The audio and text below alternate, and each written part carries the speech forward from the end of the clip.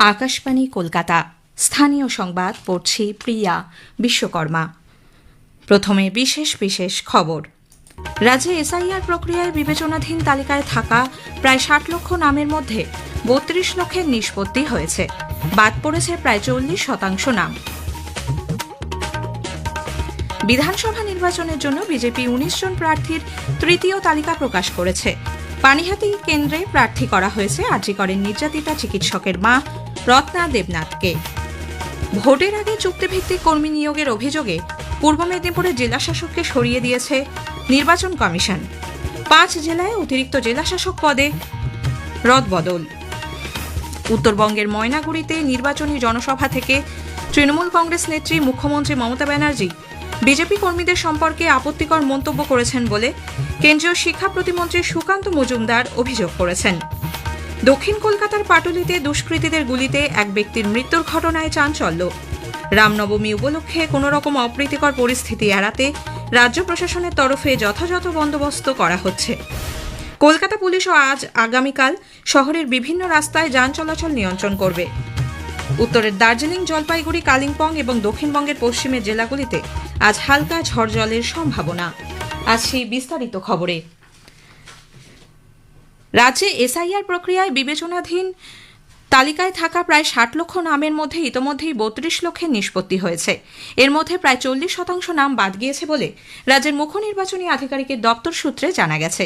গত সোমবার প্রায় ১০ লক্ষ ভোটারের প্রথম সাপ্লিমেন্টারি তালিকা প্রকাশিত হয়েছিল। যাদের নাম ই সাইন প্রক্রিয়ার মাধ্যমে অনুমোদিত হয়েছে তাদের নামই ওই তালিকায় রয়েছে। পরবর্তী অতিরিক্ত তালিকা আগামী শুক্রবার প্রকাশিত হওয়ার কথা। রাজ্যের মুখ্য নির্বাচনী আধিকারিকের দপ্তরের তরফে প্রতিদিন তালিকা প্রকাশের অনুমতি চেয়ে কলকাতা হাইকোর্টে আবেদন জানানো হয়েছে। তবে আদালত জানিয়েছে ২৭ মার্চের পর বিষয়টি বিবেচনা করা হবে। বিধানসভা নির্বাচনের জন্য বিজেপি ১৯ জন প্রার্থীর তৃতীয় তালিকা প্রকাশ করেছে। পানিহাটি কেন্দ্রে প্রার্থী করা হয়েছে আরজিকরে নির্যাতিতা চিকিৎসকের মা রত্না দেবনাথকে। কোচবিহার দক্ষিণে রথীন্দ্রনাথ বসু, রায়গঞ্জে দীনেশ সরকার, ইসলামপুরে চিরঞ্জিত রায়, ইংরেজবাজারে অম্লান ভাদুরী প্রার্থী হয়েছেন। নদিয়া শান্তিপুর থেকে প্রতিদ্বন্দ্বিতা করবেন স্বপন দাস। উত্তরপাড়ায় দীপাঞ্জন চক্রবর্তী, সিঙ্গুরে অরূপ কুমার দাস, মেদিনীপুরে শঙ্কর গুছাইতকে প্রার্থী নির্বাচন করা হয়েছে। এদিকে ইন্ডিয়ান সেকুলার ফ্রন্ট আইএসএফ গতকাল তাদের দ্বিতীয় প্রার্থী তালিকা প্রকাশ করেছে। দলের চেয়ারম্যান বিধায়ক নওশাদ সিদ্দিকী ৫ জন প্রার্থীর নাম ঘোষণা করেন। মিনাখা কেন্দ্রে প্রতীক মণ্ডল, মন্দিরবাজারে অশোক কুমার গায়েন, জগৎবল্লভপুরে নাজিয়া খাতুনকে প্রার্থী করা হয়েছে। এর আগে গত সোমবার দলের তরফে ২৩ জন প্রার্থীর প্রথম তালিকা প্রকাশ করা হয়। ভোটের আগে চুক্তিভিত্তিক কর্মী নিয়োগের অভিযোগে পূর্ব মেদিনীপুরের জেলাশাসক ১৯ ঋষিন ইসমাইলকে সরিয়ে দিয়েছে নির্বাচন কমিশন। নতুন জেলাশাসক হিসেবে নিয়োগ করা হয়েছে নিরঞ্জন কুমারকে। এছাড়া আরও ৫ জেলায় অতিরিক্ত জেলাশাসক স্তরের একাধিক আধিকারিকের রদবদল করেছে নির্বাচন কমিশন। উত্তর ২৪ পরগনায় কর্মরত রাজ্য সরকারের বিশেষ সচিব তেজস্বী রানাকে ভাটপাড়া বিধানসভার রিটার্নিং অফিসার হিসেবে নিয়োগ করা হয়েছে। আলিপুরদুয়ারের অতিরিক্ত জেলাশাসক আদিত্য বিক্রম মোহনকে মুর্শিদাবাদের রানীনগরের রিটার্নিং অফিসারের দায়িত্ব দেওয়া হয়েছে। পূর্ব বর্ধমানের অতিরিক্ত জেলাশাসক রোহন লক্ষ্মীকান্তকে বাঁকুড়ার রানীনগরে দায়িত্ব দিয়েছে কমিশন। ঝাড়গ্রামের অতিরিক্ত জেলাশাসক লক্ষণ পেরুমালকে বাঁকুড়ার তালডাংরায় এবং বাঁকুড়ার অতিরিক্ত জেলাশাসক শ্রীনিবাস বেঙ্কটরাও পাতিলকে মালদার বৈষ্ণবনগরের রিটার্নিং অফিসারের দায়িত্ব দেওয়া হয়েছে। উত্তরবঙ্গের ময়নাগুড়িতে নির্বাচনী জনসভা থেকে তৃণমূল কংগ্রেস নেত্রী মুখ্যমন্ত্রী মমতা ব্যানার্জি বিজেপি কর্মীদের সম্পর্কে আপত্তিকর মন্তব্য করেছেন বলে কেন্দ্রীয় শিক্ষা প্রতিমন্ত্রী সুকান্ত মজুমদার অভিযোগ করেছেন। সামাজিক মাধ্যমে এক পোস্টে তিনি লিখেছেন, নির্বাচনের ফল ঘোষণার পর রাজ্যের বিজেপি কর্মীদের হাতে প্ল্যাকার্ড নিয়ে বসে থাকতে হবে, যেখানে লেখা থাকবে তারা বিজেপির সঙ্গে যুক্ত নন। মুখ্যমন্ত্রীর এই মন্তব্য গণতান্ত্রিক মূল্যবোধের পরিপন্থী। ২০২১ সালে বিধানসভা নির্বাচন পরবর্তী হিংসার স্মৃতিকেই তা উস্কে দেয়। নির্বাচন কমিশনের কাছে বিষয়টি অবিলম্বে খতিয়ে দেখার এবং পদক্ষেপ গ্রহণের অনুরোধ জানিয়েছেন তিনি। বিধানসভা নির্বাচনের দামামা বেজে ওঠার সঙ্গে সঙ্গেই বিভিন্ন জেলায় শুরু হয়েছে প্রস্তুতি। রাজ্যের মধ্যে সর্ববৃহৎ জেলা উত্তর ২৪ পরগনা প্রতিটি নির্বাচনেই আকর্ষণের কেন্দ্রবিন্দুতে থাকে। আসন্ন বিধানসভা নির্বাচনও তার ব্যতিক্রম নয়। একটি প্রতিবেদন। উত্তর 24 পরগনা 5টি মহকুমা মিলিয়ে 33টি আসন রয়েছে। এর মধ্যে 25টি আসন সাধারণ প্রার্থীদের জন্য, 7টি আসন তপশিলি জাতিভুক্ত ব্যক্তিদের জন্য ও সন্দেশখালী আসনটি তপশিলি উপজাতি ব্যক্তিদের জন্য সংরক্ষিত রয়েছে। নির্বাচন কমিশনের থেকে প্রাপ্ত শেষ তথ্য অনুযায়ী জেলায় মোট ভোটারের সংখ্যা 73,88,038। এর মধ্যে পুরুষ ভোটার রয়েছেন 37,53,393, মহিলা ভোটার 36,34,439, তৃতীয় লিঙ্গের ভোটার রয়েছেন 206 জন। এদের মধ্যে কয়েক লক্ষ ভোটার এখনও বিবেচনাধীন রয়েছেন। এসআইআর প্রক্রিয়া বলবৎ হওয়ার পর শেষ নির্বাচনের ভোটার তালিকা থেকে ইতিমধ্যে 1,43,000-এরও বেশি মানুষের নাম বাদ গেছে। এই জেলায় 2011 সাল থেকে প্রতিটি বিধানসভা নির্বাচনে শাসক দল তৃণমূল কংগ্রেসেরই দাপট দেখা গেছে। শেষ বিধানসভা নির্বাচনে জেলার 33টি আসনের মধ্যে 28টি আসনেই জয়ী হয়েছিল তৃণমূল কংগ্রেস, 5টি আসন পেয়েছিল বিজেপি। এবারের লড়াই চতুর্মুখী। তৃণমূল কংগ্রেস, বিজেপি ও বামফ্রন্ট প্রার্থী তালিকা প্রকাশ করলেও কংগ্রেস এখনও তাদের প্রার্থীদের নাম জানায়নি।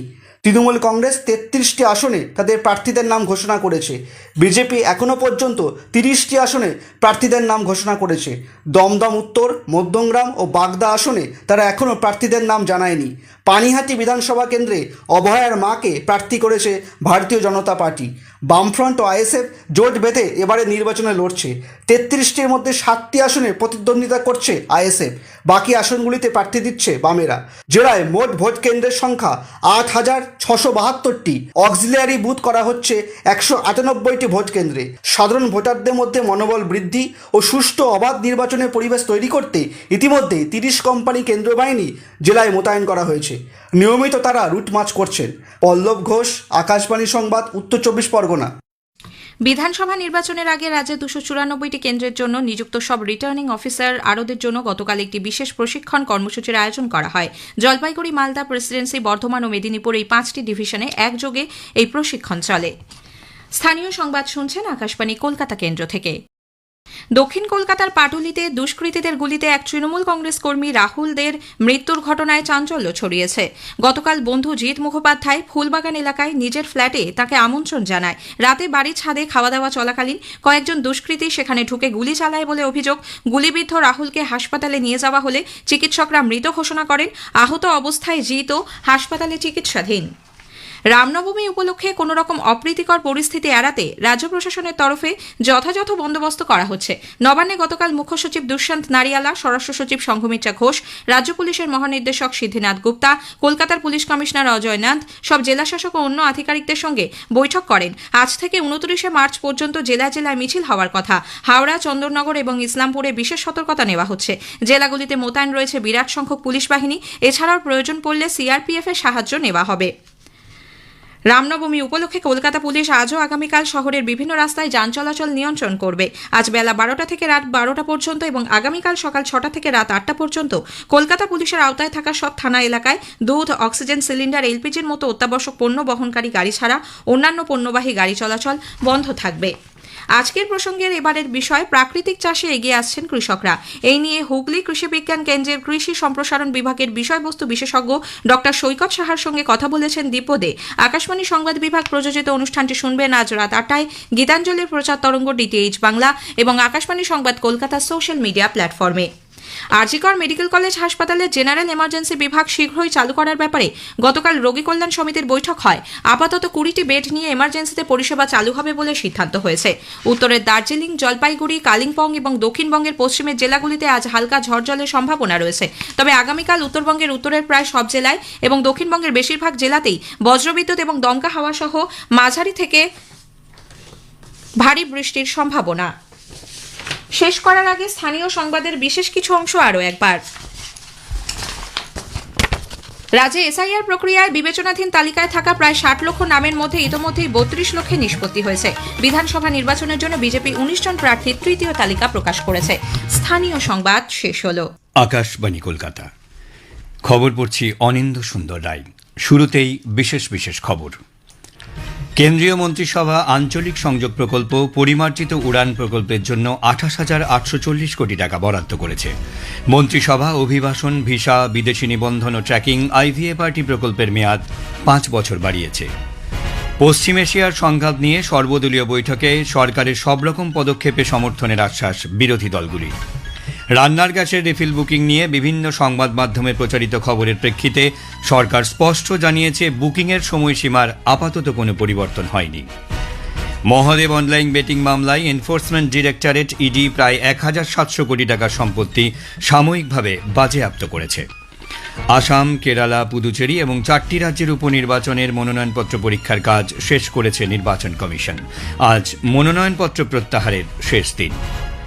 পশ্চিমবঙ্গে বিধানসভা নির্বাচনের জন্য গতকাল তৃতীয় প্রার্থী তালিকা প্রকাশ করেছে বিজেপি। তাতে ঘোষিত 19 জন প্রার্থীর মধ্যে রয়েছে অভয়ার মা রত্না দেবনাথের নামও। সাফ অনূর্ধ্ব 20 ফুটবল চ্যাম্পিয়নশিপে ভারত আজ মালেতে পাকিস্তানের বিরুদ্ধে খেলবে। আসছি বিস্তারিত খবরে। কেন্দ্রীয় মন্ত্রিসভা গতকাল আঞ্চলিক সংযোগ প্রকল্প পরিমার্জিত উড়ান প্রকল্পের জন্য 28,840 কোটি টাকা বরাদ্দ করেছে। আগের প্রকল্পে এতে কিছু রদবদল করা হয়েছে। 2026-27 থেকে 2035-36 পর্যন্ত 10 বছরের জন্য এই প্রকল্পটি বাস্তবায়ন মন্ত্রিসভার ছাড়পত্র পেয়েছে। কেন্দ্রীয় মন্ত্রী অশ্বিনী বৈষ্ণব জানিয়েছেন, সরকারের এই সিদ্ধান্তে আঞ্চলিক সংযোগ আরও জোরদার হবে।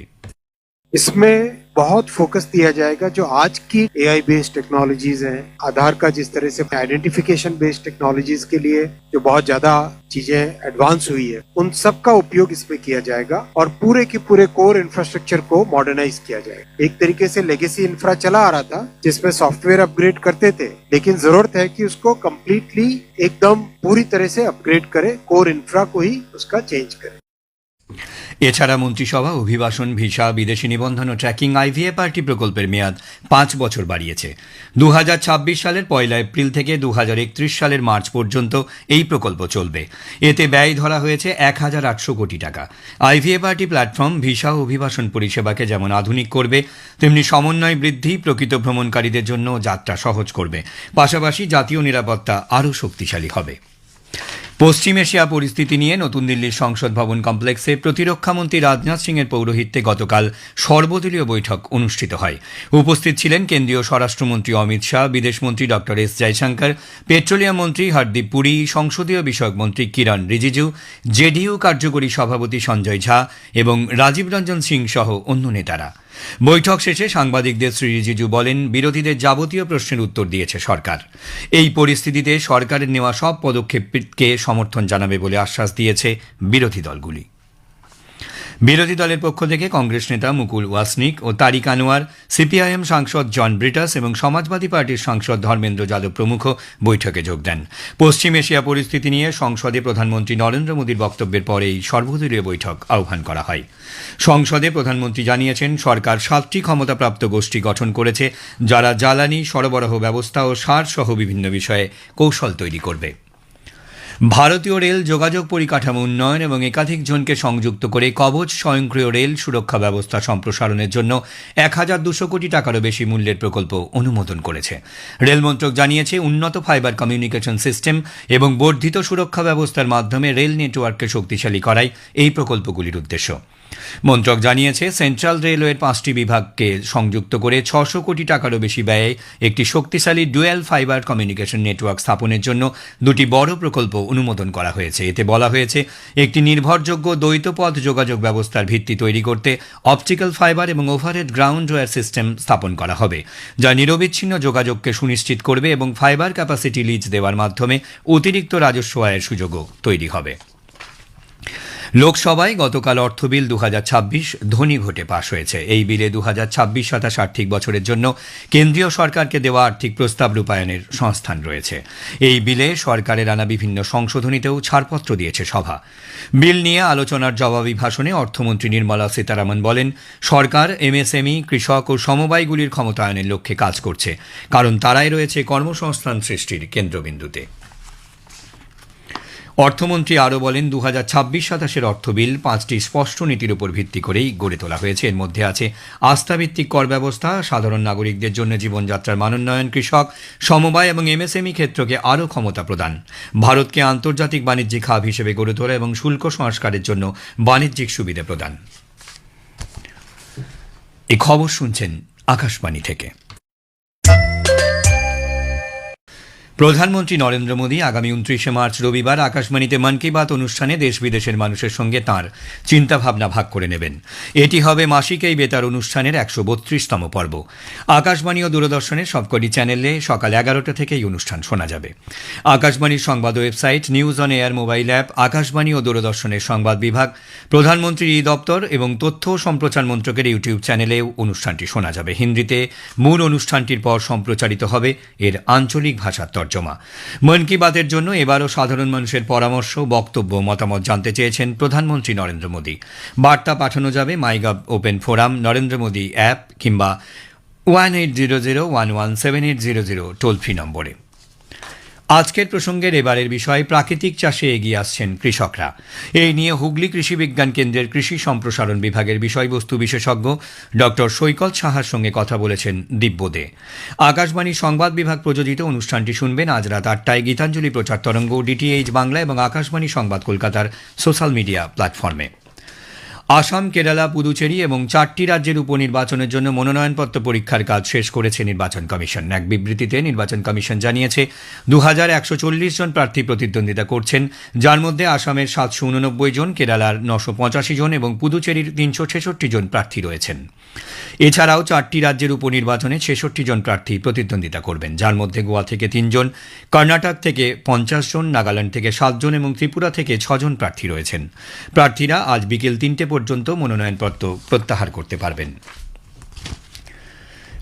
পশ্চিমবঙ্গে বিধানসভা নির্বাচনের জন্য বিজেপি গতকাল তাদের তৃতীয় প্রার্থী তালিকা প্রকাশ করেছে।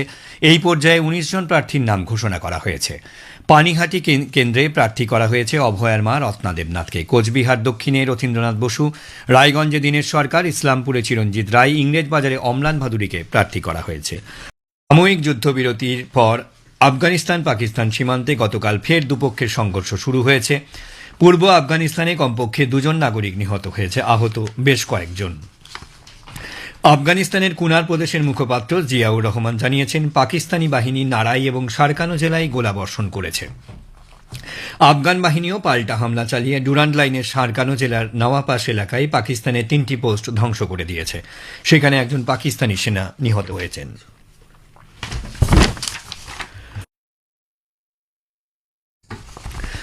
মহাদেব অনলাইন বেটিং মামলায় এনফোর্সমেন্ট ডিরেক্টরেট প্রায় 1700 কোটি টাকার সম্পত্তি সাময়িকভাবে বাজেয়াপ্ত করেছে। ইডির রায়পুর জোনাল অফিস এক বিবৃতিতে জানিয়েছে, অর্থ পাচার প্রতিরোধ আইনের অধীনে এই পদক্ষেপ নেওয়া হয়েছে।